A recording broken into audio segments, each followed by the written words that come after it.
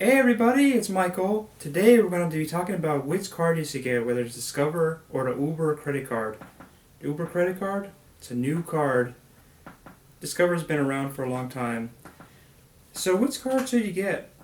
The I actually really like the new Uber credit card, and there's a reason why. I don't even use Uber very often. Actually, probably use it two or three times.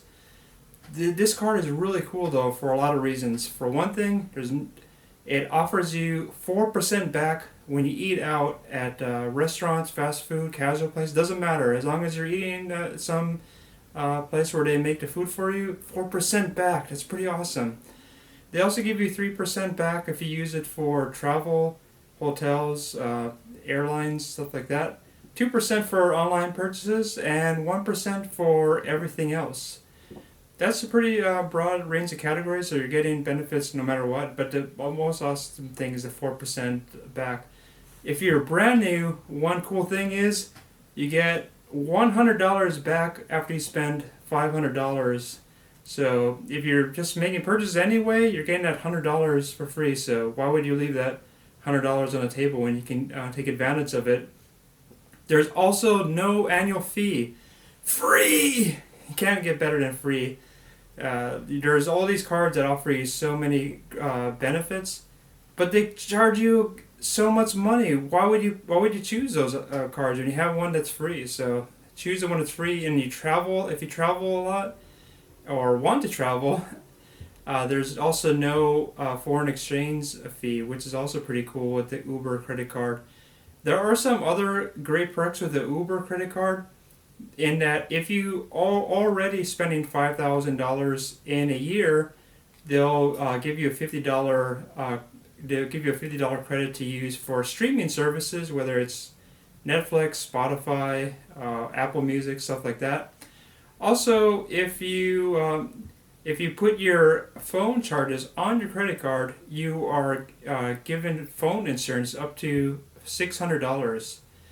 Now, and I think there's a small deductible. I think it's like $25. So there's another benefit that you get with the Uber credit card. Now, the most important thing with credit cards is that you should not pay any interest. And how do you do that? Well, you do it by paying your account in full. Don't use these cards based upon the interest rate. I have no idea what the interest rate is on the Uber card, and you shouldn't either because you shouldn't be paying the interest. You should just pay for the full. You should just pay your full balance. The reason these Uber and many cars are offering you so many wonderful benefits is because there are a lot of dum-dums out there who rack up a lot of bills and they end up paying a lot of interest. So don't be one of those people. Get to be the ones who be one of the smart ones who take advantage of it and get all the benefits but without any of the hardships of paying high interest. Now the Discover card, the only real cool benefit with it, and let's see, where's Discover?